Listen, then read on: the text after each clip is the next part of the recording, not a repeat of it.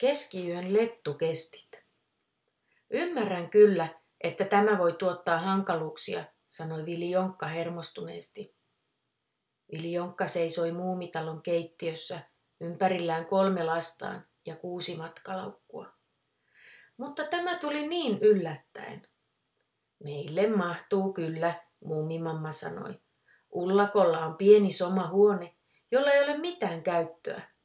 Ei tuota mitään vaivaa huolehtia pikku Viljaanasta, Vili Jonkka sanoi. Hän on saanut nimensä erään serkkuni mukaan. Miksi hänen pitikään saada vesirokko? Hän on jo muuten toipunut, mutta minusta tuntuu, ettei hän vielä pysty matkustamaan. Ja meidän on aivan pakko mennä. Anoppini nähkääs, Vili Jonkka pyöritteli käsilaukkunsa hihnaan. Ymmärrän, sukulaiset voivat olla joskus hiukan rasittavia, muumimamma sanoi. Mutta pikku Viljaana voi aivan hyvin jäädä tänne. Kysehän on vain parista päivästä. Muumimamma kaatoi lasiin vadelmamehua. Näytät janoiselta, kultaseni, hän sanoi ja ojensi lasin Viljaanalle. Viljaana niijata niksautti ja otti lasin. Kiitos, hän sanoi. Jos tyttö on noin uskomattoman hyvin kasvatettu, ei meillä ole mitään hätää, sanoi pikku Myy. Pikku Viljaana oli todella hyvin kasvatettu. Hänen oli ensin vähän vaikea ymmärtää, että leikkiessä sai meluta, kuperkeikkoja sai heitellä ja puihin kiivetä, tai että muumimamma lainasi kasareitaan kypäriksi, jos he halusivat pitää pihalla ritariturnajaiset. Mutta jo iltaan mennessä hänen vaatteissaan oli ruohotahroja ja käpälissään pihkaa, ja hän oli hyvin iloinen ja uupunut Viljaana. Iltapesun jälkeen muumimamma näytti Viljaanalle tämän huoneen. Se oli todellakin soma vinttikamari. Pientä ikkunaa reunustivat taivaansiniset puhviverhot ja vuodetta peitti muumimamman ompelema tilkkutäkki. Viljaana oli ihastuksissaan. Olen aina halunnut oman huoneen, hän hengähti. Olen jo niin iso, että voin pian kotonakin saada sellaisen. Sehän on hauskaa, kultaseni, muumimamma sanoi. Tuosta ikkunasta näet, kuinka iltatähti vilkuttaa sinulle silmää. Hyvää yötä, Viljaana. Hyvää yötä, Viljaana sanoi, kun muumimamma astui ulos ovesta. Lämpimän täkin alla hänellä oli raukea ja mukava olo. Ja toden totta, tummenevalta taivaalta verhojen välistä tuikki ystävällinen iltatähti. Oli hiljaista. Oli liian hiljaista. Viljaana oli tottunut siihen, kuinka hänen pikkusisaruksensa tuhisivat ja kääntelivät kylkeä unissaan, ja kotona lastenhuoneessa tikutti myös seinäkello. Nyt kun Viljaana käänsi kylkeä, hän ei voinut olla kuulematta, että hiljaisuus ei ollutkaan aivan hiljaista, vaan siihen oli kätkeytynyt pieniä ääniä. Mitä tuo lähes kuulumaton narina oli? Ihan kuin joku nousisi portaita. Mutta kukaan ei voi olla noin kevyt, paitsi hiiri tai aave. Viljaana oli yhtäkkiä ihan hereillä. Samassa ikkunalta kuului äänekäs rapsahdus. Viljaana nousi sängyssään istumaan ja melkein kiljaisi. Jokin tumma huojui uhkaavasti ikkunan ulkopuolella. Oliko se jonkun käsi? Viljaana tempaisi tilkkutäkin syliinsä ja juoksi. Hän ei olisi tässä kummitushuoneessa enää hetkeäkään. Niiskuneiti havahtui, kun vapiseva käpällä ravisti häntä olkapäästä. Niiskuneiti raotti silmiään ja näki täkkiä rintaansa vasten puristavan Viljaanan seisomassa sängyn vieressä. Hyvänen aika! Mitä nyt? Niiskuneiti sanoi ja haukotteli vähän pahantuulisena, sillä hän oli kieltämättä nukkunut hyvin sikeästi. Huoneessa kummittelee, Viljaana henkäisi. Kummittelee? Miten niin, niiskuneiti kysyi. Viljaana kertoi kuulemistaan äänistä ja kammottavasta varjosta ikkunassa. Niiskuneiti taputti häntä käpälänsä rauhoittavasti. Kaikki talot puhuvat vähän unissaan, hän sanoi. Ja se varjo. Pihalla kasvaa puu, ja kun kuu paistaa, niin oksan varjo osuu ikkunaan. Viljaana nyökkäili, mutta hänen kuononsa oli edelleen kalpea. Hoijakkaa, niiskuneiti sanoi ja siirtyi vähän syrjemmälle vuoteessaan. Olkoon. Tämän kerran voit tulla nukkumaan viereeni, mutta katsokin, ettet potki. Kiitollisena Viljaana asettui niiskuneidin viereen ja kietoutui täkkiinsä. Aamupuurolla niiskuneiti oli vähän äreä.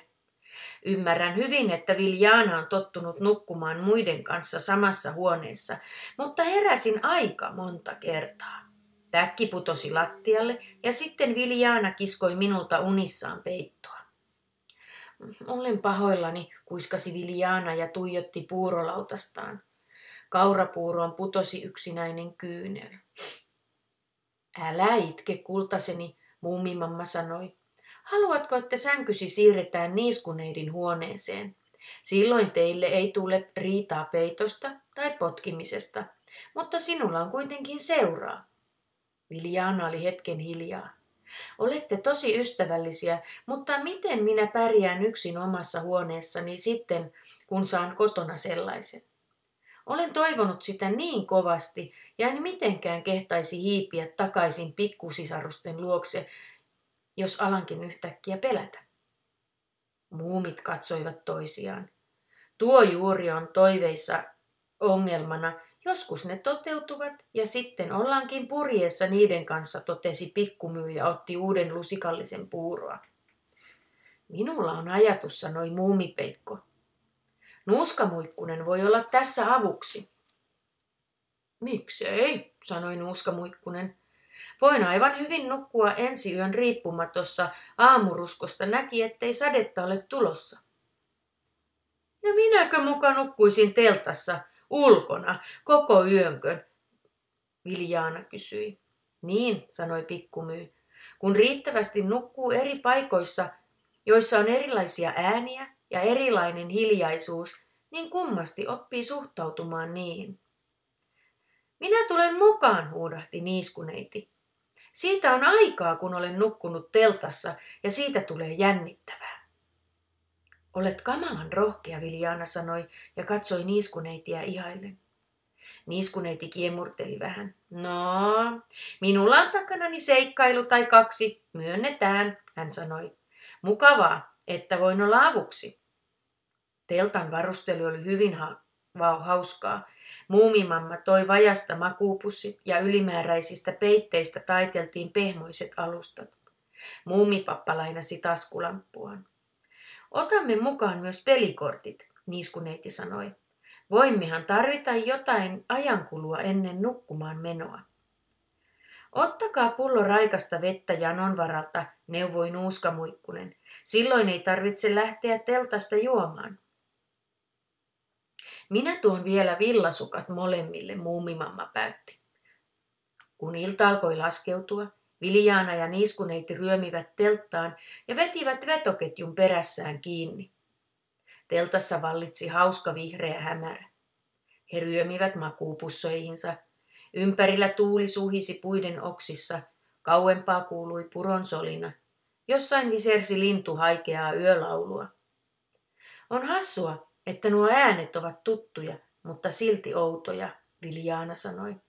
Niitä kuulee joka päivä, mutta ne kuulostavat oudoilta siksi, että niitä ei ole koskaan kuunnellut yöllä.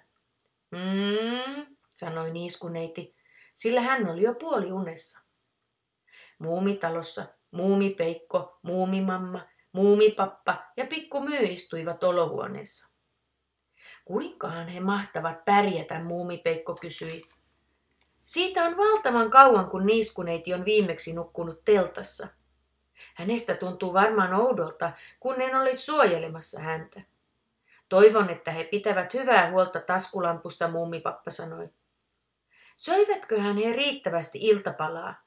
Yöilma on niin ruokahalua herättävää, Muumimamma sanoi.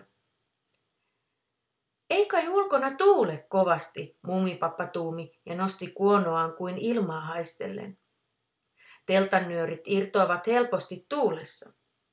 Eikös heidän kuuluisi jännittää siellä teltassa, eikä meidän täällä Pikkumyy tokaisi? Ei silti, Etteikö yöilma olisi minustakin ruokahalua herättävää? Miten olisi pieni yöpala? Teltassa oli aivan pilkkosen pimeää, kun Viljana havahtui.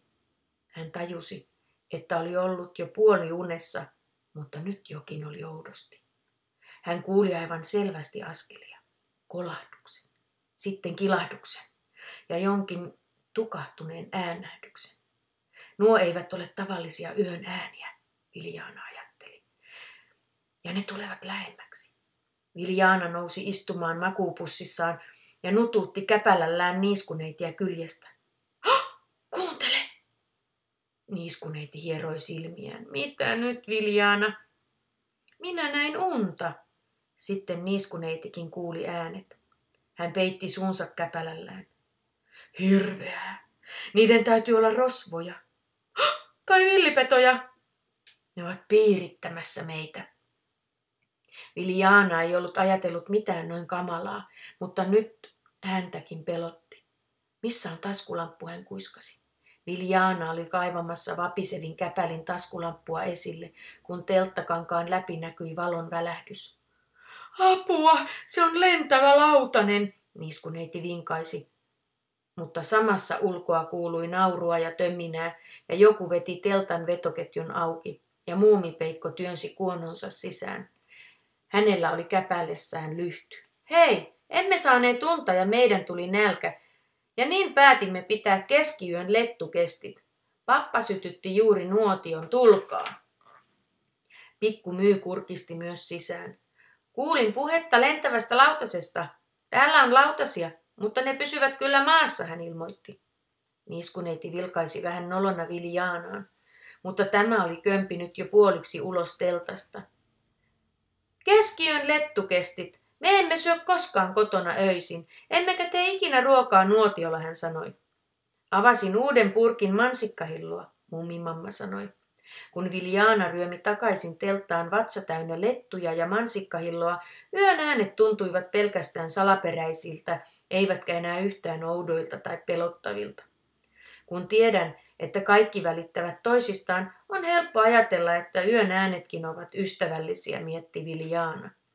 Ehkä tuokin rapsahdus on joku pieni ötökkä, joka on juuri viemässä löytämänsä herkkupalaa ystävälleen. Hän ehti vielä ajatella ennen kuin nukahti. Aamulla Viljana heräsi lintujen kiihkeään lauluun. Aurinko paistoi teltan seinään ja siellä oli jo melkein kuuma. Villasukat olivat mytyssä teltan perällä. Viljana tajusi nukkuneensa sikeästi koko yön heräämättä kertaakaan.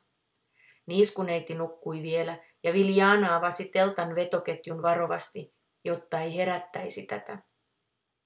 Viljana nuhki aamuilmaa. Se oli kirpeä ja raikasta. Nurmikko oli märkä kasteesta, kun hän tallusti muumitaloon. Sisällä keittiössä oli lämmintä ja kahvi tuoksui. Viljana näki tutun hahmon kahvipöydässä. Äitinsä, Viljonkan. Hyvänen aika, Viljonkka sanoi. Olimme poissa vain pari päivää, mutta ihan kuin hän olisi kasvanut. Ehkä hän onkin, muumimamma totesi.